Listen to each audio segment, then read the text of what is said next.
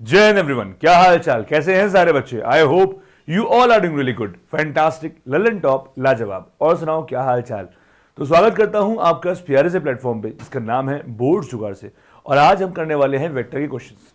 अब तक हमने काफी चैप्टर्स देख लिए हैं, उनकी थ्योरी पढ़ ली है, इनके क्वेश्चंस लगा लिए हैं। आई नो आप में से बहुत लोगों के प्री बोर्ड्स चल रहे होंगे, बोर्ड्स की डेट शीट भी आ गई है, तो थोड़ा सा तो प्रेशर बन रहा होगा।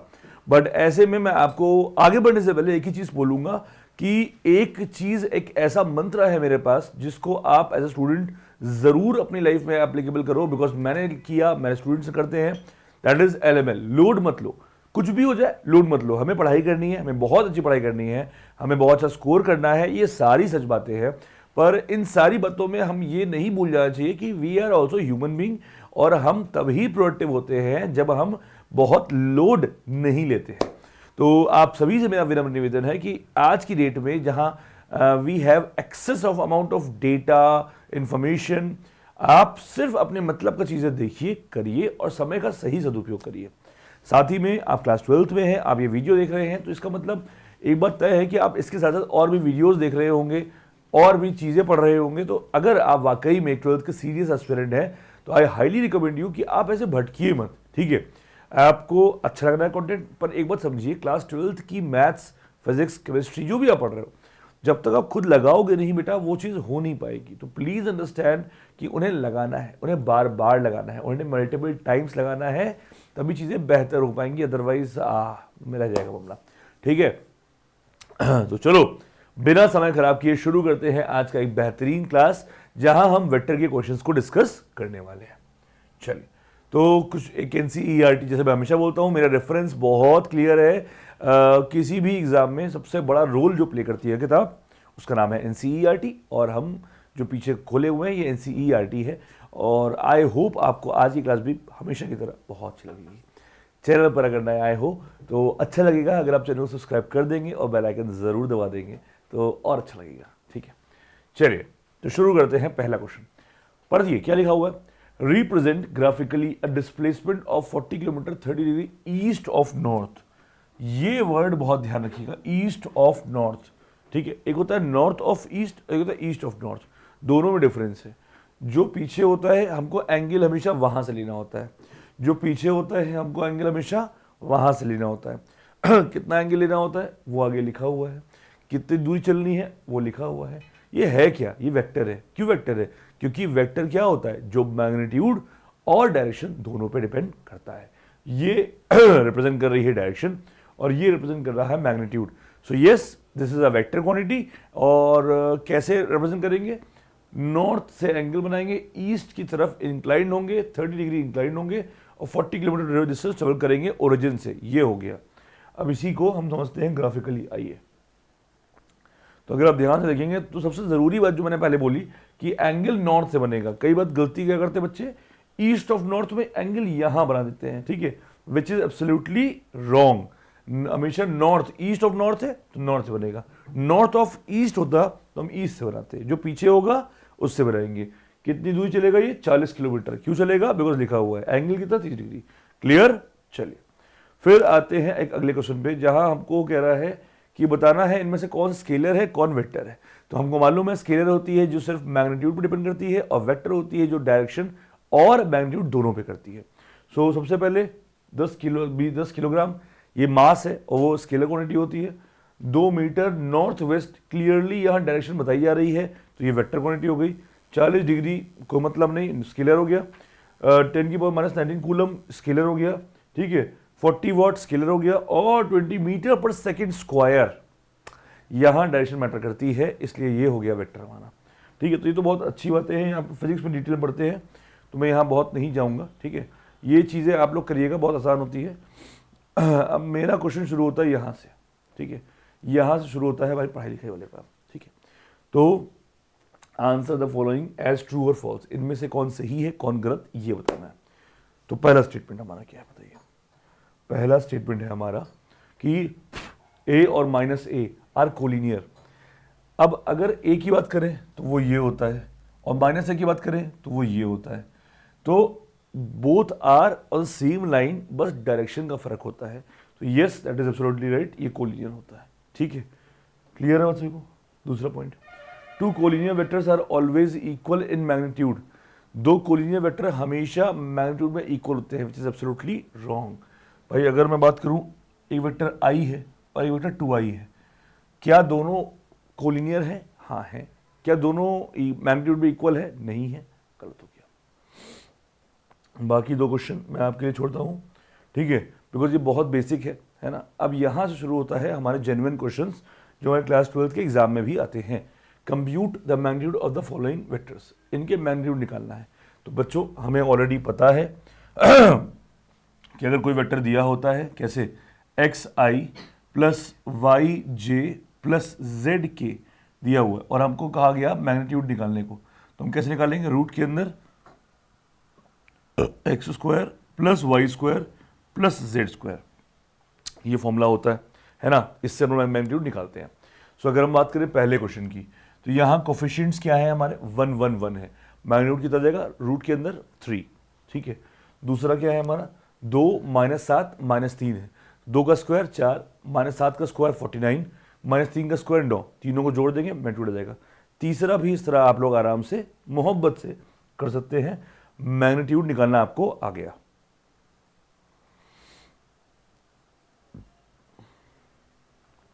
कह रहा है write two different vectors having same magnitude, दो वेक्टर लिखो same magnitude.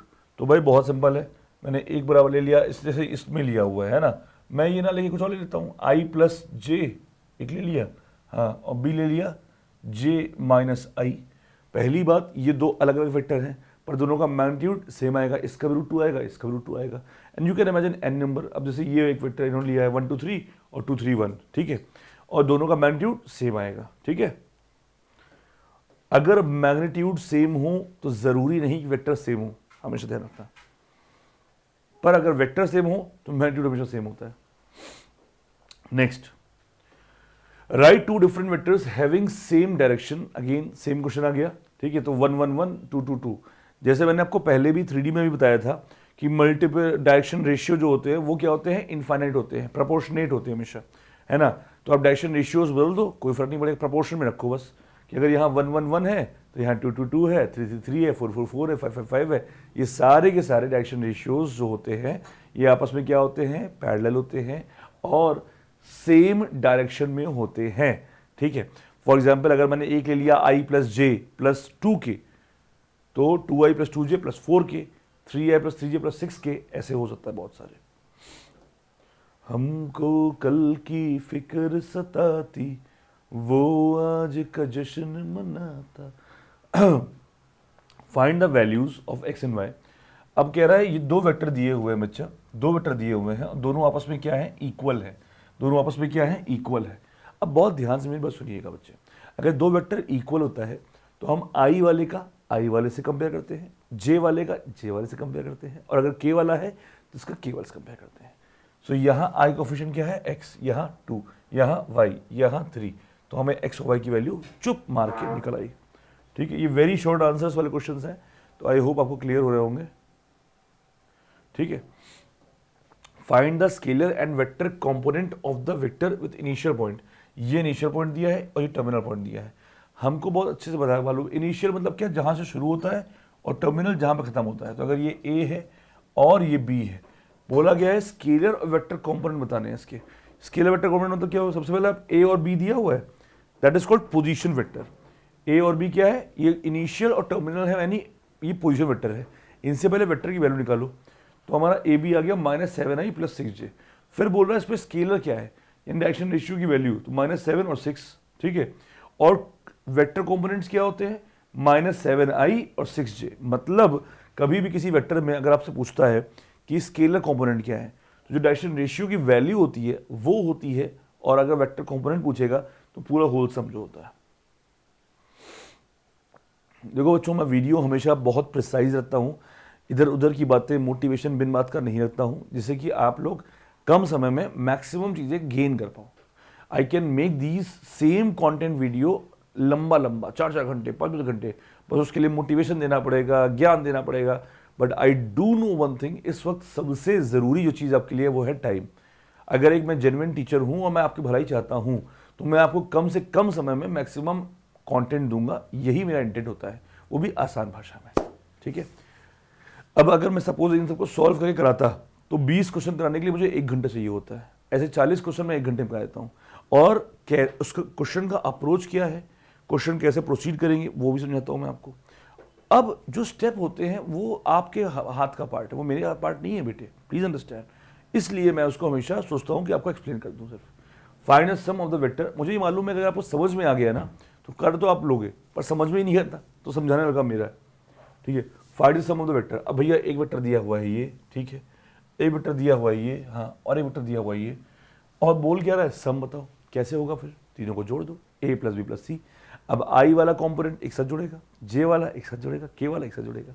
For example 1 plus of -2 plus of 1, ठीक है, -2 plus of 4 plus of -6 plus 1 plus of 5 plus of -7, तीनों को जोड़ दिया, हमारा आंसर आया -4j -k, खत्म। सम हो गया, वैसे ही आपका डिफरेंस हो गया, है ना। अब देखो यूनिट वेक्टर, मैंने आपको बताया था जब भी कोई वर्ड पढ़ना कभी यूनिट वेक्टर, तो आपके दिमाग में क्या आना चाहिए सर, पहली चीज आनी चाहिए जब किसी वेक्टर को उसके मॉड से डिवाइड करते हैं तो हमें यूनिट वेक्टर मिलता है, नंबर 1। नंबर 2, यूनिट वेक्टर का मॉडुलस 1 होता है। ये दो बातें हमको हमेशा पता होनी चाहिए। Find the unit vector in the direction of the vector इतना, अच्छा इसका बता रहा है आपको यूनिट वेक्टर, बहुत सिंपल सी बात है। इसका सबसे पहले आप निकाल देंगे मॉड, क्या निकाल देंगे, मॉड। जैसे ही इस वेक्टर का आपने मॉड निकाला, फिर तुरंत आपने उस वेक्टर से उस मॉड को डिवाइड कर दिया और आ गया हमारा आंसर। किसी भी वेक्टर का अगर आपको यूनिट वेक्टर निकालना होता है तो उसके मॉड से उसको आप डिवाइड करते हो। देखिए अब इस क्वेश्चन में a दिया है, आपने मॉड a निकाला, √6 आ गया, फिर यहां पे डिवाइड, यहां पे डिवाइड, यहां पे डिवाइड, ये देखो 1 में √6, 1 में √6, 2 में √6, खत्म कहानी, क्लियर है। हाँ, अब ये देखो कितना प्यारा क्वेश्चन है। Find the unit vector in the direction of vector P Q where P and Q और इतना इतना, बहुत सिंपल है। p दिया है, q दिया है, राइट। ये क्या है, पोजीशन वेक्टर, इनकी हेल्प से आप पहले पी क्यू निकालो। कैसे निकालोगे, अब अगर पी क्यू निकालना है तो q माइनस पी, यानी कि q कहाँ गया, ये q में से p को आप माइनस करोगे तो पी क्यू आ जाएगा।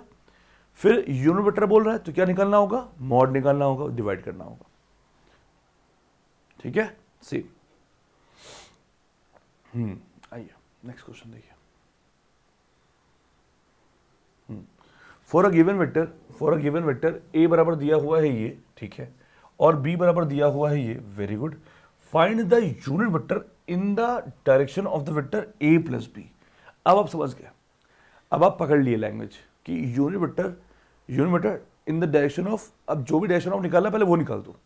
Unit vector in the direction of, ये सब हो जाएगा, जो कह रहा है वो निकालो।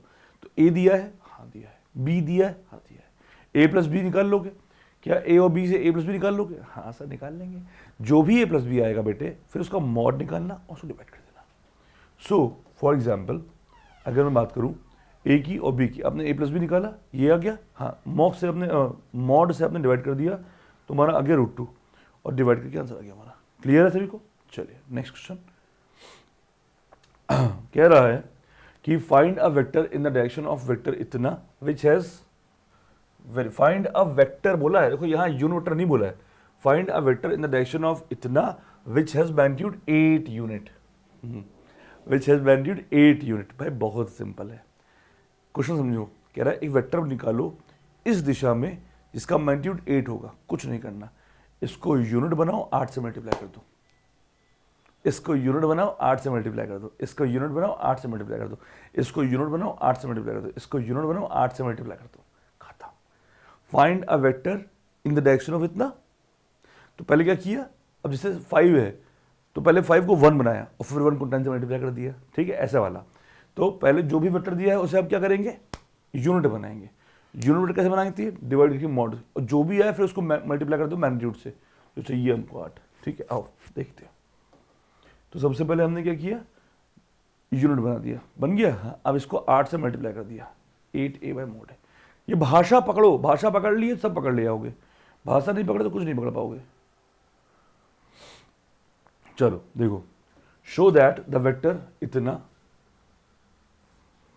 और इतना आर कोलिनियर। बेटा अगर कोलिनियर है तो डायरेक्शन रेशियो हमेशा प्रोपोर्शनेट होते हैं। अगर कोलिनियर है तो डायरेक्शन रेशियो हमेशा प्रपोर्शन में होते हैं। फॉर एग्जाम्पल यहाँ है 2 -3 4, यहाँ है -4 6 और -8, ठीक है। 2 में हम किससे मल्टीप्लाई करें -4 आ जाए? सर -2 से करिए, ठीक है। -3 इंटू -2 6 आ गया, 4 इंटू -2 -8 आ गया, प्रपोर्शन में है। मतलब इस पूरे को अगर हम -2 से मल्टीप्लाई करते हैं तो ये हमें मिल रहा है। हाँ, इसका मतलब दे आर इन प्रपोर्शन। अब इसी बात को लिखेंगे कैसे, ये देखो, आपको a दिया है, b दिया है, हाँ, b बराबर -2a लिख सकते हैं। If we can write one vector in the form of other, अगर हम एक को दूसरे के फॉर्म में लिख सकते हैं तो इसका मतलब प्रपोर्शन में है। Clear? b is a scalar multiple of a, hence a and b are collinear. हमेशा ध्यान रखना बच्चों, दो वेक्टर अगर मान लो कोलिनियर हैं तो उनका डायरेक्शन रेशियो हमेशा प्रपोर्शन में होगा। If two vectors are collinear then their direction ratios are always in proportion.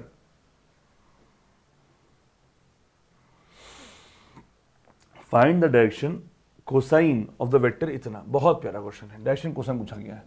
अब सबसे पहली बात मुझे ये बताओ जल्दी से कि इसको देखकर डायरेक्शन रेशियो निकाल लोगे, 1 आएगा, b बराबर 2 आएगा, c बराबर 3 आएगा। अब अगर 3D मैंने तुम्हें ऑलरेडी पढ़ा रखा है, अगर ABC पता है तो क्या आप LMN निकाल लेंगे जी? कैसे निकाल लेंगे? a upon root a square plus b square plus c square, b upon root a square plus b square plus c square, c upon, है ना? हाँ, अच्छा ये बताओ, चाहे आप वैसे करो चाहे आप इसका यूनिट वेक्टर निकालो, हर वेक्टर का जो यूनिट वेक्टर होता है वही तो डीसी होता है। याद करो, 3D में पढ़ाया था मैंने, हर वेक्टर का जो यूनिट वेक्टर होता है वही तो डीसी होता है। हर वेक्टर का जो यूनिट वेक्टर होता है वही तो डीसी होता है। अब इसका डीसी निकालना है तो हमने क्या किया, इसके अमाउंट से डिवाइड कर दिया। बेटा अगर रिलेट करना आपको आता है तो मजा आ जाएगा। पढ़ो, find the direction cosine of a vector joining the point इतना और इतना। अच्छा, ये ए दिया है, ये बी दिया है, तो कह रहा है डीसी निकालो। सबसे पहले आप ए दिया है, बी दिया है, तो क्या निकालोगे? ए बी निकालोगे।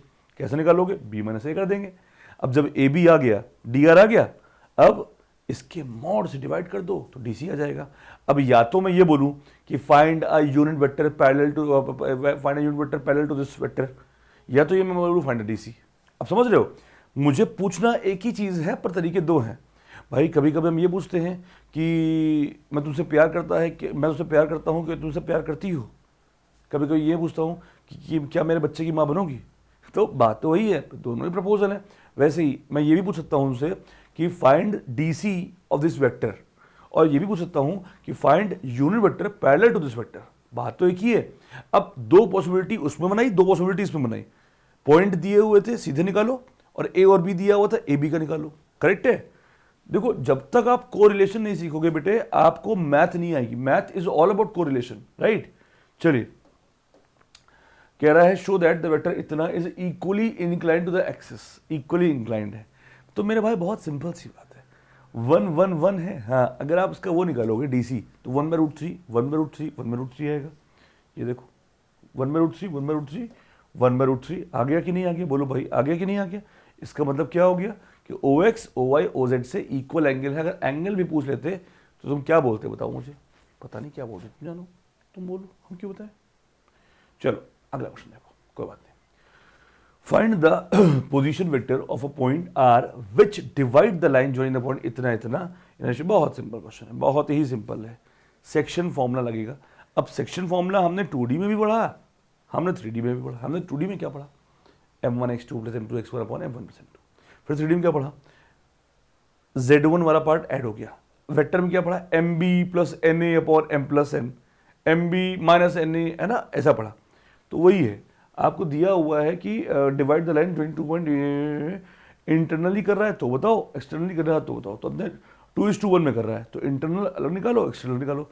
अब आपको m और n की वैल्यू मालूम है? हाँ मालूम है। आपको a और b की वैल्यू मालूम है? हाँ। तो अब क्या, ताता थैया करे मुतैया, यानी mb + na / m + n लगा दिया फॉर्मूला। आंसर आया चट से, बोलो पट पट पट पट पट पट। ठीक है, फिर आता है अगला क्वेश्चन। कह रहा है find the position vector of a mid point of the vector joining the point इतना और इतना। अब इससे आसान क्वेश्चन तो कोई हो ही नहीं सकता बेटा, ये मैं आपकी समझदारी और आपके ऊपर छोड़ता हूं। अब सेक्शन फॉर्मूले का स्पेशल केस ही तो है मिडिल पॉइंट। सेक्शन फॉर्मूला क्या कहता है? डिवाइड करता है दो पार्ट में, अनइक्वल पार्ट में। मिड पॉइंट क्या कहता है? बराबर पार्ट में करता है, a प्लस बी बाई 2। देखो कितना प्यारा क्वेश्चन है, राइट एंगल ट्रायंगल वाला है। 3 पॉइंट दिए हुए हैं, ए बी सी। कह रहे हैं कि भैया ये जो है राइट एंगल ट्रायंगल बनाते हैं। बहुत सिंपल सी बात है। अब जब समझने की कोशिश करते हैं ऐसा, राइट एंगल ट्रायंगल ऐसा होता है, हाँ, ये ए है, ये बी है, ये सी है, मान लेता हूँ मैं। अब अगर बताओ इसका मैं डी आर निकाल लूँ, हाँ, और इसका मैं डी आर निकाल लूँ, हाँ, और दोनों का मल्टीप्लाई करके 0 कर दूँ तो मतलब, अरे भाई इसका डी आर मान लो आता है A1 B1 C1 और इसका आता है A2 B2 C2, और दोनों का मैं दिखा दूं dot product A1 A2 B1 B2 C1 C2 0 होता है, तो क्या इसका मतलब ये परपेंडिकुलर हो गया? हाँ, तो ये राइट एंगल ट्रायंगल हो गया, खत्म कहानी। अब इसी बात को फैला के देखो, आपने ए बी निकाला, बी सी निकाला, सी ए निकाला, आपने ए बी बी सी सी ए निकाला, उनका स्क्वायर किया, मैग्नीट्यूड मिल गया, हाँ, और चेक कर लिया पाइथागोरस थ्योरम सेटिस्फाई करता है। सर अभी तो आपने कुछ बताया था, बिल्कुल वो भी सही है, ये भी सही है भाई। राइट एंगल ट्रायंगल है तो पाइथागोरस थ्योरम भी बनाएगा। पाइथागोरस थ्योरम के लिए आपको साइड चाहिए होगी, और साइड के लिए आपको वर्टिसेस चाहिए होंगे, पोजीशन वेक्टर चाहिए होंगे। With the help of position vector आपने ए बी निकाला, फिर उसका मॉड निकाल दिया तो वैल्यू आ गई, बी सी की आ गई, सी ए की आ गई, और चेक कर लिया कि यार ये तो सेटिस्फाई कर रहे हैं। अदरवाइज डी आर वाला तरीका भी सही था। मैथ्स की यही खासियत है, गलत गाड़ी भी सही जगह पहुंचा देती है कभी कभी। ठीक है, ये सीधे से ट्रायंगुलर लॉ प्रॉपर्टी पे है। हमको मालूम है कि A B plus B C बराबर ए सी होता है। A B plus B C, देखो A B plus B C बराबर ए सी होता है। देखो A B plus B C लिखा हुआ आराम से, कोई दिक्कत नहीं। A B plus B C equal to A C. अब अगर माइनस सी ए है तो इधर आके क्या हो जाएगा? प्लस सी ए। सी को उल्टा कर दिया तो ए सी हो गया। देखो वही तो लिखा हुआ है, ए सी हो गया। ए सी को उल्टा कर दिया तो माइनस सी ए हो गया। करेक्ट है, कोई दर्द नहीं भाई। A B plus B C बराबर ए सी होता है, मानते हो कि नहीं मानते हो? सर मानते हैं। ए सी को अगर हम उल्टा करें तो माइनस सी ए हो जाएगा, मानते हो कि नहीं मानते हो? मानते हैं। इसको इधर ले जाएंगे तो ये हो जाएगा, मानते हो कि नहीं? मानते हैं सर। ठीक है, फिर मानते हो तो वेरी गुड, नहीं मानते तो मुझे क्या करना। अगर ए और बी दो कोलिनियर वेक्टर है, मैंने अभी तुम्हें डिस्कस किया था कि अगर दो वेक्टर कोलिनियर होते हैं तो we can write one vector in the form of other. या इसको ऐसे बोलूँ ना कि प्रोपोर्शनेट होते हैं। अरे यार 1 2 3 होगा तो 2 1 2 3 है, अगर ये तो 2 4 6 होगा, 3 6 9 होगा, प्रपोर्शन में होगा हमेशा, यानी इसको किसी नंबर से मल्टीप्लाई करना भी आ जाएगा। करेक्ट है, हाँ। अब ए और बी कोलिनियर वेक्टर्स हैं तो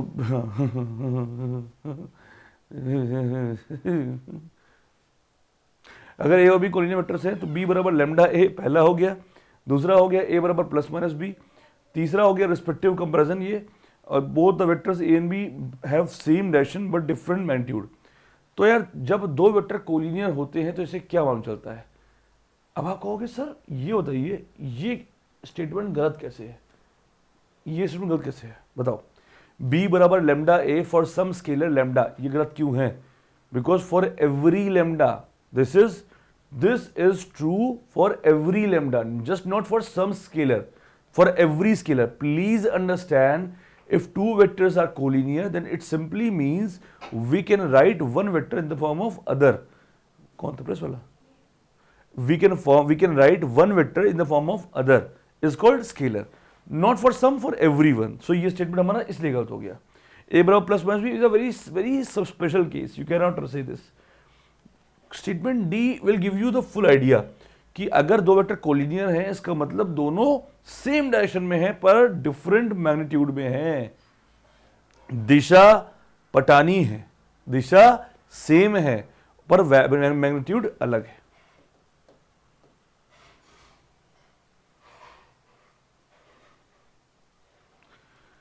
एंगल पूछा गया है, आओ समझते हैं। Find the angle between two vectors a and b जिसका मैग्नीट्यूड है √3 और 2 और ए डॉट भी दिया हुआ है इतना। तो बेटे क्या मैंने आपको नहीं बताया था कल की क्लास में, लास्ट क्लास में अपनी, मतलब कि मॉड ए मॉड बी कॉस थीटा होता है? बोलो नहीं, अगर बोल दो तुम नहीं बता तो मैं मान लूंगा तुम बोल ही नहीं पाओगे, तुम यूट्यूब पर पढ़ रहे हो। ठीक है, तो ए डॉट बी की वैल्यू क्या दी हुई है? √6। यार दो √6, मैग्नीट्यूड √3, ये हो गया √3, ये हो गया 2, तो सब रखकर कॉस थीटा निकल आएगा। कॉस थीटा कितना आएगा हमारा फिर भैया? √3 से √3 कट गया, √2 से 1/√2 यानी 45 डिग्री, खत्म कहानी। वाह, बहुत बेहतरीन। चलो अगला क्वेश्चन देखो, ऑलवेज अप्रिशिएट। एक वेक्टर दिया हुआ ये, एक वेक्टर दिया हुआ ये, और आपसे कहा जा रहा है कि इसके बीच का एंगल निकालो। अब एंगल निकालने के लिए आपके पास कॉस और साइन दो फॉर्मूले हैं, पर कॉस फॉर्मूला थोड़ा सिंपल होता है। वो क्या होता है बेटा, a dot b upon mod A mod b, ये होता है। हाँ सर, इसके लिए हमें क्या क्या निकालना होगा, पहले इनका डॉट प्रोडक्ट निकालना होगा। वो कैसे निकलेगा भाई, 1 को करो 3 के साथ, -2 को करो -2 के साथ, 3 को करो 1 के साथ, कितना आ जाएगा, 3 यहाँ से आ गया, 4 यहाँ से आ गया, 7 और 7 3 10, 10 आ गया। तो भैया सर इनका डॉट प्रोडक्ट तो आ गया 10, चलो ठीक है। अब इसका मॉड बताओ कितना आएगा, इसका मॉड आएगा √14, उसका कितना आएगा, उसका आएगा √14, √14 आ गया, इन्हें 14 वो पसंद है। तो जब ये 10 आ गया, वो आ गया √14 डाल दिया फॉर्मूले में, सॉल्व किया, 5/7, ये हमारा आंसर आ गया। समझ में आ रहा है मेरी बात को, एंगल निकालना है, दो वेक्टर दो फॉर्मूले हैं, sine theta cos theta. Sine theta लंबा पड़ेगा आपको क्योंकि वहां क्रॉस प्रोडक्ट निकालना है, कॉस छोटा पड़ेगा क्योंकि यहां डॉट प्रोडक्ट निकालना है। प्रोजेक्शन, आइए प्रोजेक्शन का फॉर्मूला क्या होता है, आइए जल्दी समझते हैं। Projection of a vector on b vector, मैं पूरा नहीं लिख रहा हूं, शॉर्टकट लिख रहा हूं। Projection formula of a vector a on b is a dot B by mod B, A dot B by mod B, A dot B by mod B, A dot B by mod b. आपको a vector दिया हुआ है, आपको B vector दिया हुआ है, ए dot B by mod b निकाल दो। एक हमारे मित्र है, उसकी याद आ गई अचानक कभी। बच्चों कभी कभी होता क्या है, कुछ चीज़ें बहुत सिंपल होती हैं, पर आपका दोस्त जब आपको पढ़ाता है उसको तो बहुत डिफिकल्ट बनाना पड़ता है। आपको लगता है कि यार ये तो बहुत डिफिकल्ट चीज़ है, पर जब कुछ सालों बाद आपको जब खुद ढंग से पढ़ते लगता है यार ये तो बड़ी आसान चीज़ थी, तो जब भी पढ़ाओ उसको हंसी आती है मुझे। इसलिए find the position of a vector इतना ऑन द वेक्टर इतना, तो a dot B by mod b, याद रखना ऑन के बाद जो लिखा है मॉड में वही आएगा। अच्छा एक बात और भी है, आप समझो, A dot B by mod B को we can also write A dot B cap. भाई B by mod B unit vector हो गया है ना। चलो छोड़ो कुछ नहीं,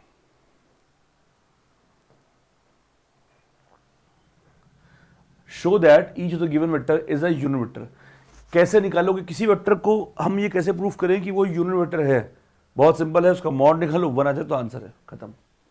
मॉड निकालने में 1 आना चाहिए, मॉड निकालने में 1 आया यूनिट वेक्टर है, मॉड निकालने में 1 आया यूनिट वेक्टर है, मॉड निकालने में 1 आया यूनिट वेक्टर है।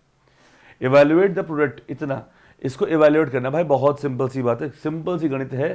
3a - 5b को चुप मार के मल्टीप्लाई करो, 3a को किया जब टाइम पास है, 3a को किया, अब तुम्हारे एग्जाम में क्लास 12 की हो तो तुम्हें लिखना पड़ेगा स्टेप वाइज, तो इट इज़ वेरी एसेंशियल, ठीक है।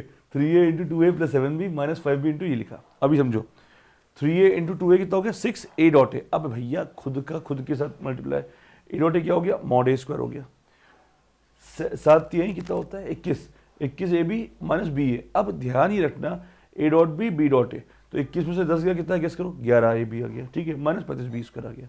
सिंपल है, सिंपल है। एग्जाम में यहाँ पे एग्जामिनर ये एक्सपेक्ट करता है कि ये सारे स्टेप आप लिखें, स्टेप स्किप नहीं करना। आप कंपटीशन के लिए नहीं, आप क्लास 12 के लिए पढ़ रहे हैं। अगर आप कंपटीशन के लिए पढ़ रहे हो तो सीधे इसको लिख सकते हो आप।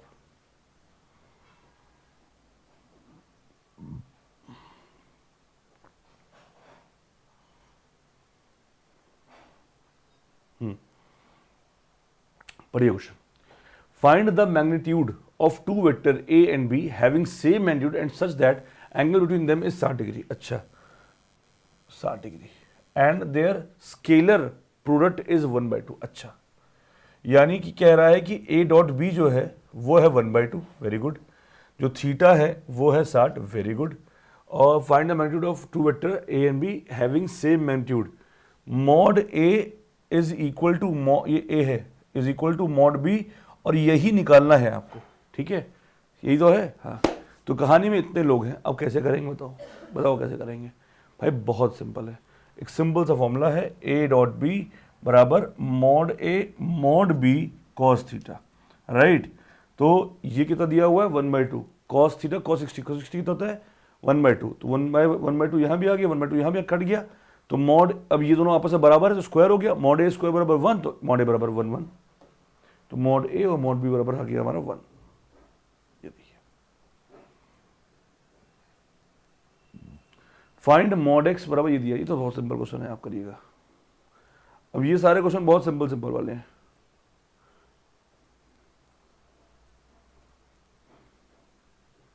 अब ये क्वेश्चन देखिए, बहुत प्यारा क्वेश्चन, बहुत ही प्यारा न्यारा सबसे प्यारा तेरा यारा आजा हिंदुस्तानी।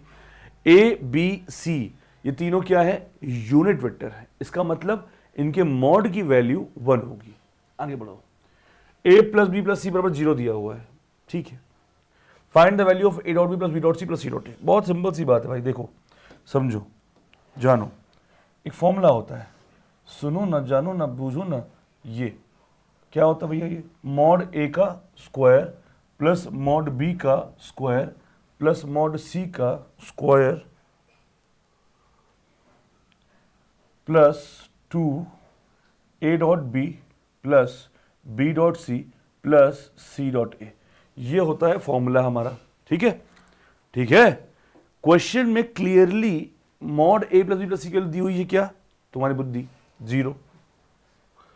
ए बी सी दिए हुए हैं यूनिट वेक्टर, यानी इसकी वैल्यू क्या होगी 1 1 1, तो 1 प्लस 1 प्लस 1 प्लस 2, और जो भी अंदर लिखा हुआ है इसको मैंने x मान लिया और यही पूछा गया है। तो x बराबर क्या आ जाएगा, 1 प्लस 1 प्लस 1 3 हो गया, माइनस 3 आ गया, अपॉन 2 आ गया। ये जो x लिखा है मैंने बेटा, आपसे एग्जामिनर ने यही पूछा था, इसकी वैल्यू पूछी थी, तो ये हो गया हमारा आंसर, ठीक है। ये मैंने लिखा अलग से इसलिए है बिकॉज ये फॉर्मूले आप पढ़ लीजिएगा प्लीज। ये देखिए, feeling proud Indian army if either vector A बराबर 0 और बी बराबर 0 देन ए डॉट बी बराबर 0। बहुत सिंपल सी बात है, ये मैंने आपको अभी कल वाले 3D में भी एक्सप्लेन किया हुआ है ऑलरेडी, तो इसमें मैं बहुत टाइम वेस्ट नहीं करूंगा। आप एग्जाम्पल ले सकते हैं काउंटर और आराम से हो जाएगा। अब जैसे ये क्वेश्चन देखिए, बहुत प्यारा क्वेश्चन है। क्या कह रहा है, पढ़िए। कह रहा है इफ द वर्टिसेस इतना आर, हमेशा याद रखो बेटा क्वेश्चन को पढ़ने का तरीका ये होता है। इफ द वर्टिसेस इतना पढ़ के क्या उखाड़ लोगे कि 1 2 3 है। तो if the vertices of a triangle ABC are इतना इतना इतना देन फाइंड एंगल एबीसी। बहुत सिंपल सी बात है, एंगल बी पूछ रहा है। क्या पूछ रहा है, एंगल बी पूछ रहा है, ठीक है, between the vector B A and B C. अब मेरे भाई आपको एंगल निकालने के फॉर्मूले कितने आते हैं, आपको सिर्फ 2 फॉर्मूले आते हैं, एक कॉस में एक साइन में। कॉस वाला यूज करना रिलेटिवली बहुत आसान है साइन के मुकाबले। अब उसके लिए हमें चाहिए क्या होता है, हमें दोनों वेक्टर का डॉट प्रोडक्ट चाहिए होता है और उनके मॉड की वैल्यू चाहिए होती है। अब क्या आप बी ए निकाल लोगे, बिल्कुल निकाल लेंगे। कैसे निकालोगे, ए माइनस बी। क्या आप बी सी निकाल लोगे, बिल्कुल निकाल लेंगे। कैसे निकालोगे, सी माइनस बी। अब आपको बी ए आ गया, हाँ बी ए एक वेक्टर फॉर्म में आ गया सर। बी सी आ गया, हाँ आ गया।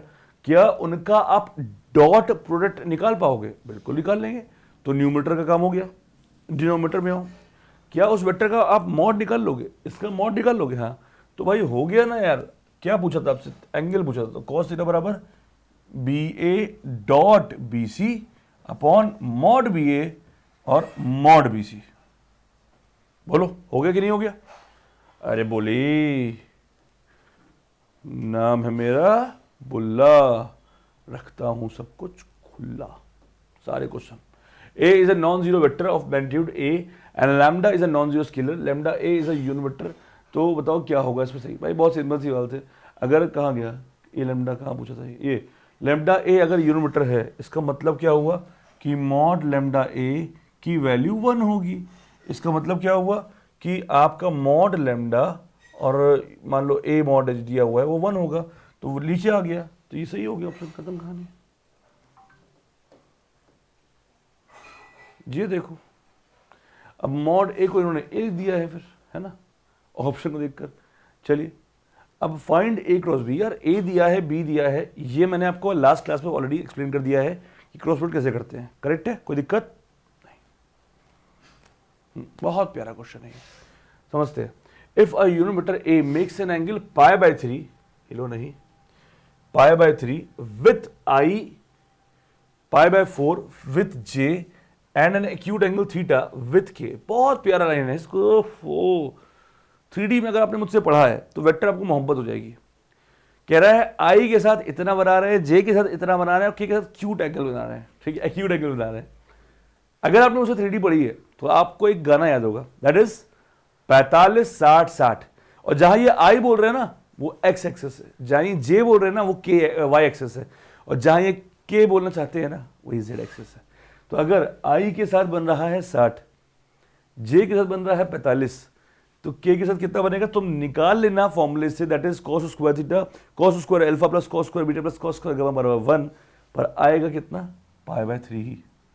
और मैं ये इसलिए यहां नहीं प्रूफ कर रहा हूं क्योंकि 3D में मैं कर चुका हूं, ठीक है, तो ऐसा नहीं मैं स्किप कर रहा हूं, मैं बता रहा हूं। ये देखो मुजरा, ठीक है, अभी आपने निकाल लिया, आगे बताओ फाइंड थीटा, ओह यही निकालना था निकल गया, कंपोनेंट ऑफ ए। अब एक कंपोनेंट क्या होंगे भाई, π/3 मतलब कितना हो गया 1/2, π/4 कितना हो गया 1/√2 और 1/2, तो आंसर आ गया।